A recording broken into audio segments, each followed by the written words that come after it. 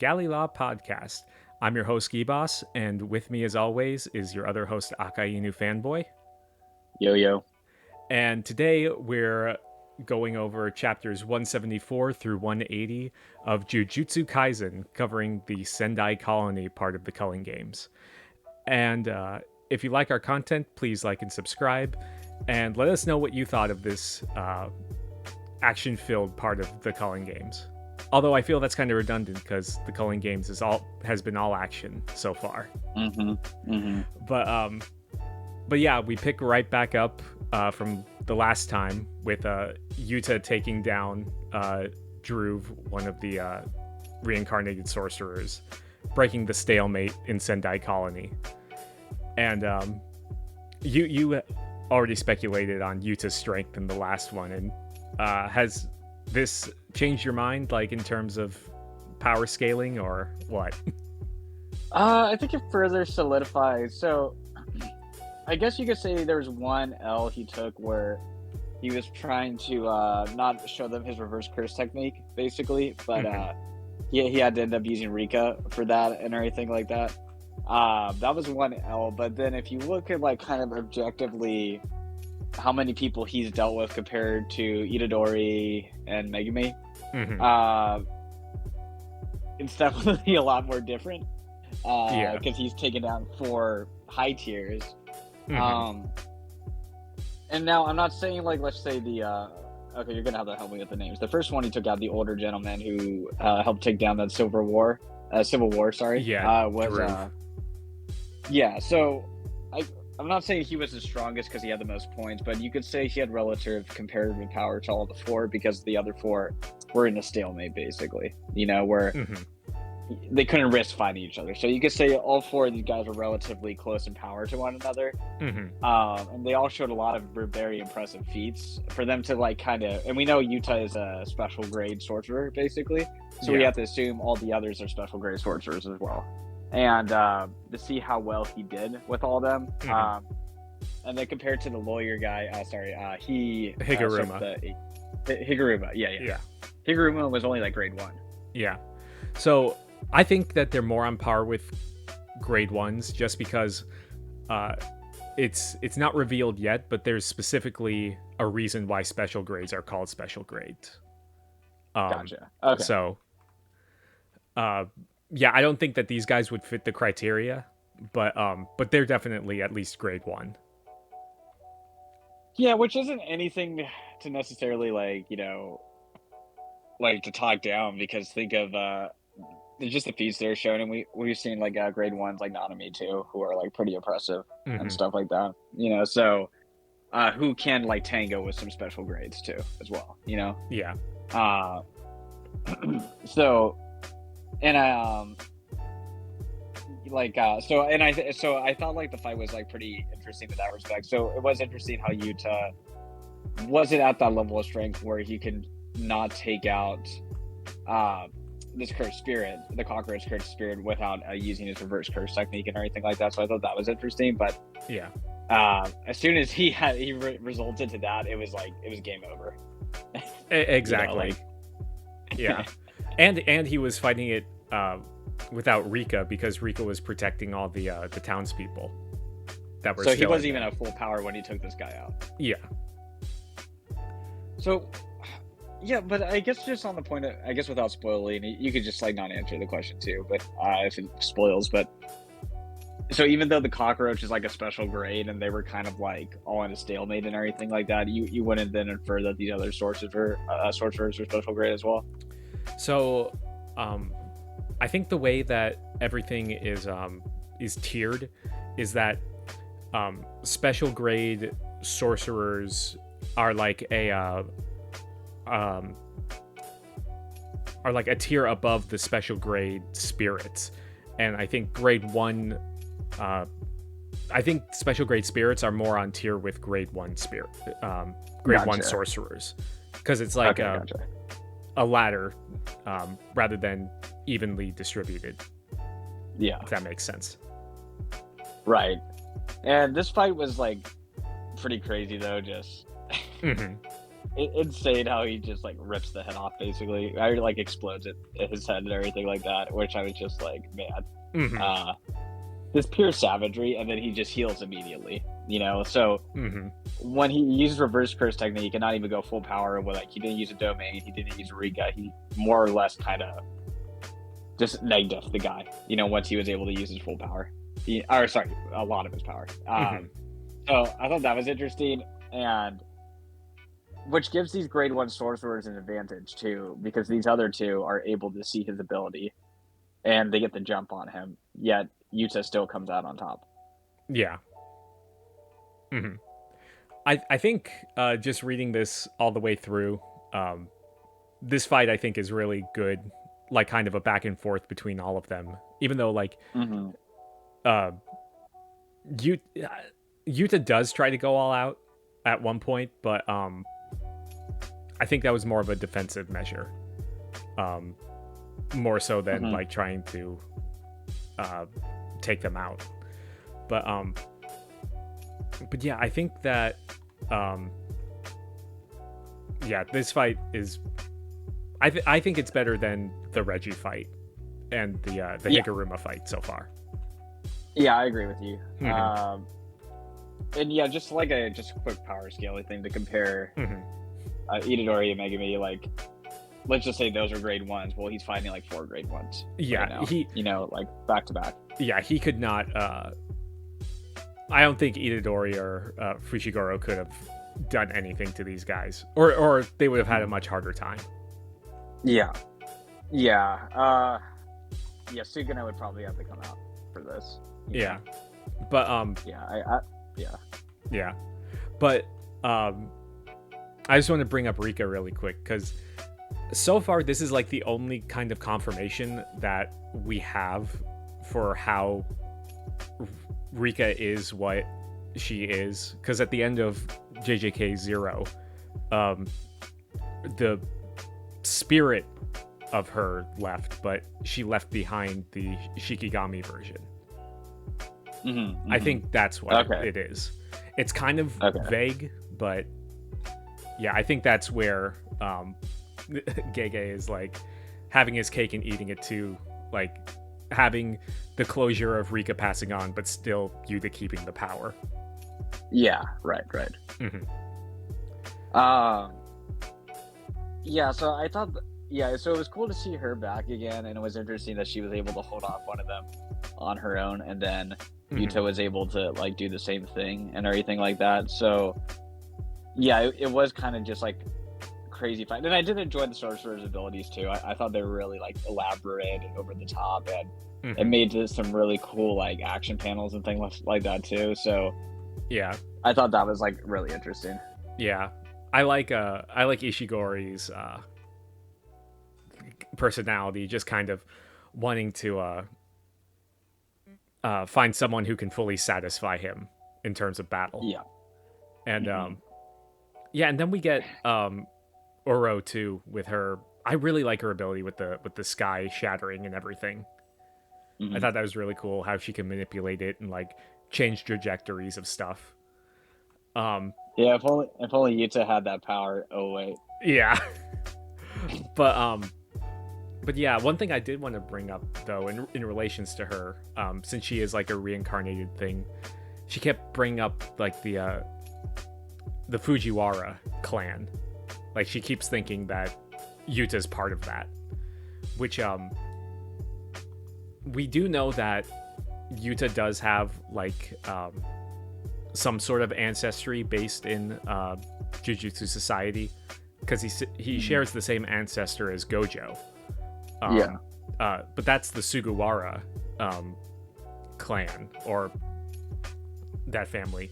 So I don't know if Uro is confused, or if he's part of both somehow, or if that's going to play into the plot later on. But yeah.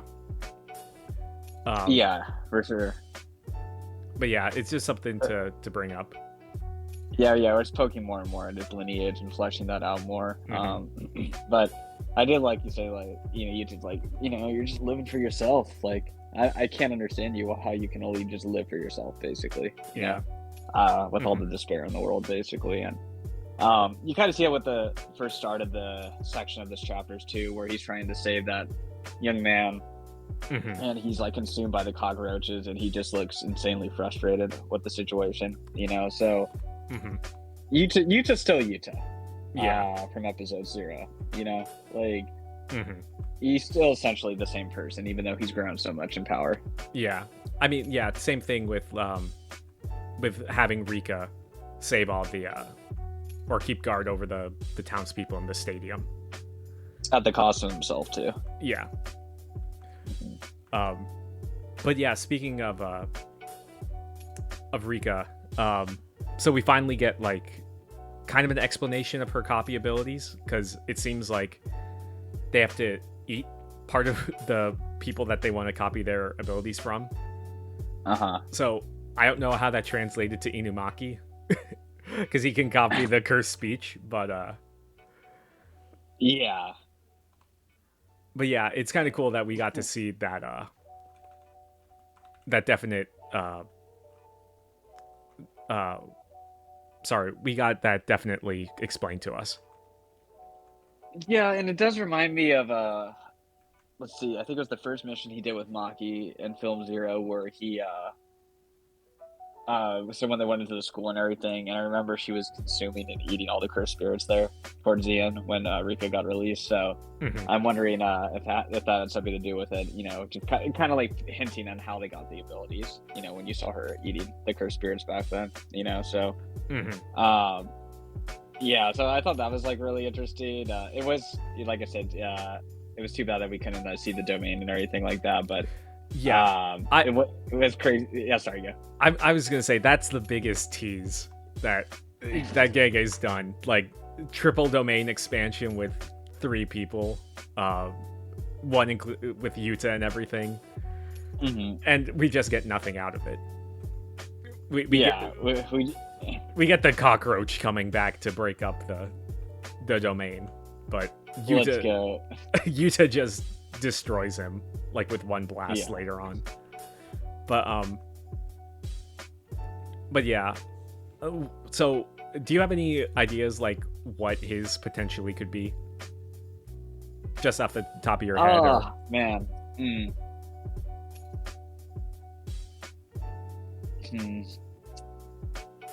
Yeah, I would say it would have to do something with darkness if I had to guess, because just because how we are introduced to him, he's kind of, first he's just getting bullied, and he was on the verge of suicide, and then we see him chained up in the JJK prison, and Gojo kind of brings him out of the darkness and things like that too. So if I had to guess, it would have to be something like that, so, but that's just like a wild guess in the dark. That's just kind of what I think of his character, so either that or some theme having to do with love. I don't know. I'm not talking about some love Hashira stuff from Demon Slayer necessarily, but when we saw Yuta at his peak, that's how he defeated Gento, was the true love stuff. So that's true. I'm not sure how that would manifest.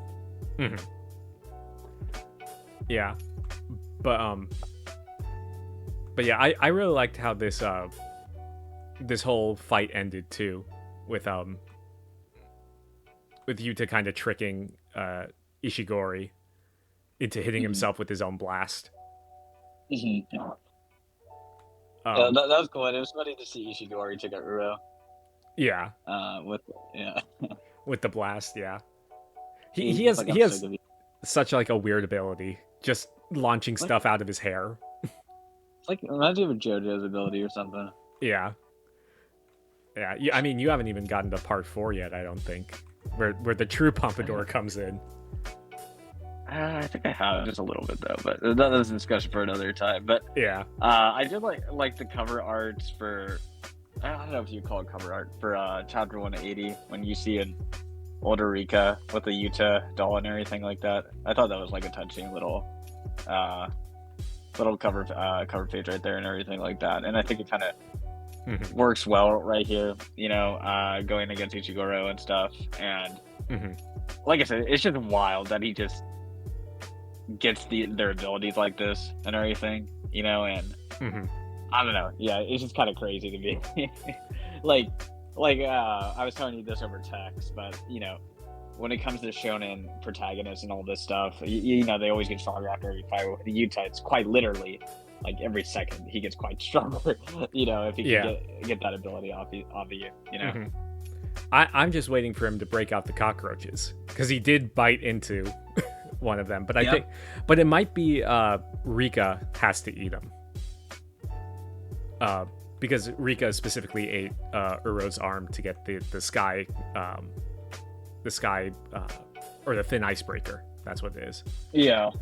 It is possible. It's possible that she has that they both get the ability that way. But but I did kind of like the back and forth with the punches with Yuta and Ishiguro. Though it was just just a really cool manly fight and everything, just like a brute fight, just boom, boom, boom, and everything, So, especially since we don't really tend to picture Yuta as like a brute like this, I think it's more of a Itadori thing, So, that was pretty cool and everything like that. But he's still using tactics at the same time to take him down. So he's just not like a spamming a powerhouse type of thing, but Yuta's actually very intelligent too with this fighting, So. Don't let his simple humility and innocence fool you on that point, Yeah. But I mean, even this last fight with Ishigori is, you can kind of see Yuta's kind-hearted side break out, because it says when he met Ishigori's gaze, it melted his heart, and he kind of gives into what Ishigori's looking for in a worthy opponent. Because even at the end, when Ishigori's thanks, my stomach's full now, and Yuta's yeah, no problem, even though we were still fighting and everything. Yeah. His main mission was to take him out because he could kill more innocent people, Yeah, because Ishigori isn't it doesn't seem like he's fighting to kill people. He's just looking for a worthy opponent. Yeah. And there was another line that stuck out to me about Yuta's goodness, where he said, I want to make sure that Gojo never has to kill his best friend ever again, Oh, yeah. And saying, he's going to kill Kenjaku himself. Yeah. Yeah. That was a good line. Which I thought was incredibly touching, because think about the amount of beef he might have with Geto. About all the shit he did, but he tried to kill him, but then also he greatly hurt all of his friends and stuff, and in all reality, kind of Yuta was, I guess, a little bit of his humility there too, because he is the one that defeated Geto, and then Gojo just got the last kill shot at him, so, but yeah, I really love that about his character. It's just his goodness and everything like that, where he's not just doing it for his own ego or whatever, but he is genuinely giving up his life as a form of service for Gojo. So he greatly cares about Gojo, which is cool to see that again, and I don't know if that theme's touched upon, because in film Zero we see it over, it's more like Rika Yuta basically. And in these chapters we haven't really seen him express some admiration for Gojo, but I think this is the first time it's been explicitly articulated this way, which makes sense because Gojo was the one that saved his life, Exactly, yeah. And I think that's why everyone is kind of fighting to get Gojo released so far, not just because he's strongest, but because he nurtured that within his students, that connection with them, with Yuta's class. Even we could see it reflected in Hakari's and Kirara, and with Itadori and everyone.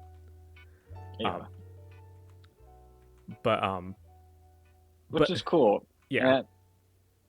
So was that line from? Okay, I'm thinking the line, was it from 181 or was it 180? Because I did read 181, but it was something to the effect of, "You're too kind-hearted to Yuta, and that's why you'll never be able to prosper or go to the next level." Essentially, yeah. Is that in the next chapter?